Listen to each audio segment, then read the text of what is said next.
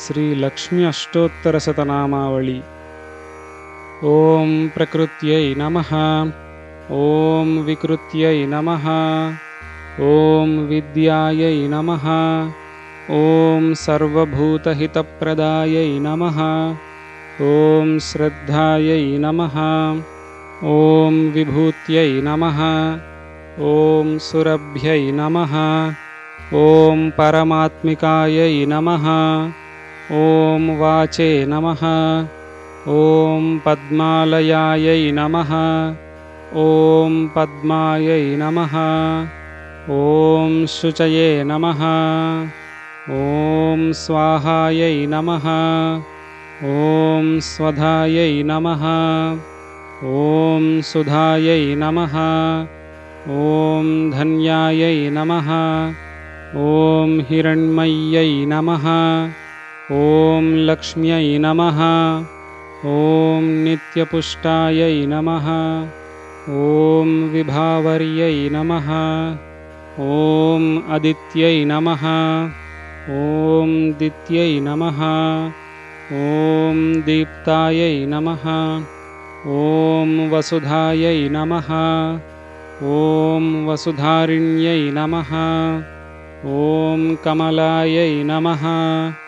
ఓం కాంతాయై నమః. ఓం క్షమాయై నమః. ఓం క్షీరోదసంభవాయై నమః. ఓం అనుగ్రహపరాయై నమః. ఓం బుద్ధయే నమః. ఓం అనఘాయై నమః. ఓం హరివల్లభాయై నమః.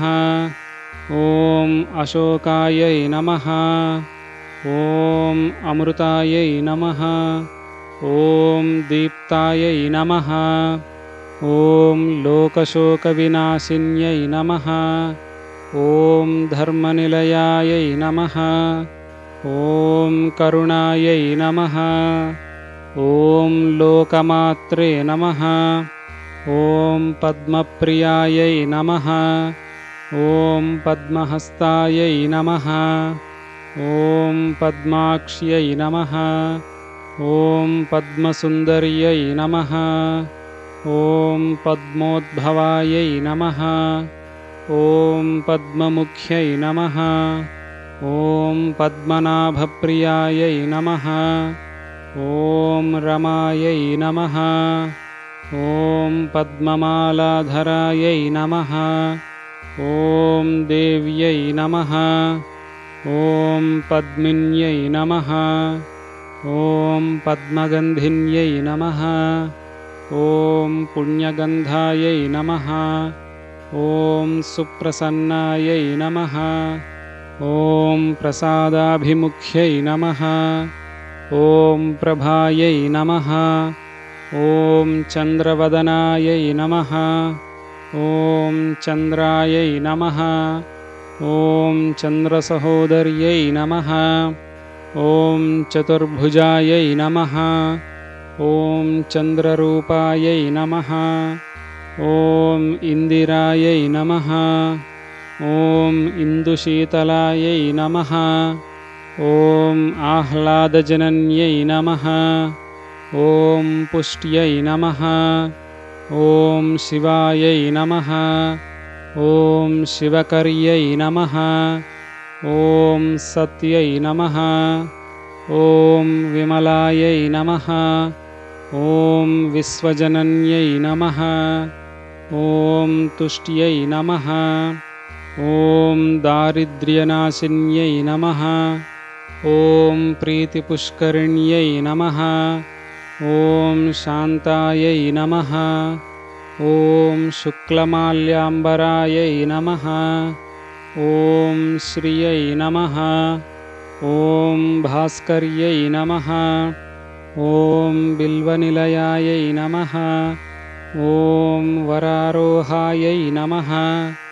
ఓం యశస్విన్యై నమః. ఓం వసుంధరాయై నమః. ఓం ఉదారాంగాయై నమః. ఓం హరిణ్యై నమః. ఓం హేమమాలిన్యై నమః. ఓం ధనధాన్యకర్యై నమః. ॐ सिद्धये नमः। ॐ स्त्रैणसौम्यायै नमः। ॐ शुभप्रदायै नमः। ॐ नृपवेश्मगतानन्दायै नमः। ॐ वरलक्ष्म्यै नमः। ॐ वसुप्रदायै नमः। ॐ शुभायै नमः। ॐ हिरण्यप्राकारायै नमः। ॐ समुद्रतनयायै नमः। ॐ जयायै नमः। ॐ मङ्गलादेव्यै नमः। ॐ विष्णुवक्षस्थलस्थितायै नमः। ॐ विष्णुपत्न्यै नमः। ॐ प्रसन्नाक्ष्यै नमः। ॐ नारायणसमाश्रितायै नमः। ॐ दारिद्र्यध्वंसिन्यै नमः। ॐ देव्यै नमः। ॐ सर्वोपद्रववारिण्यै नमः। ॐ नवदुर्गायै नमः। ॐ महाकाल्यै नमः। ॐ ब्रह्मविष्णुशिवात्मिकायै नमः। ॐ त्रिकालज्ञानसम्पन्नायै नमः। ॐ भुवनेश्वर्यै नमः। इति श्रीलक्ष्मी अष्टोत्तरशतनामावली।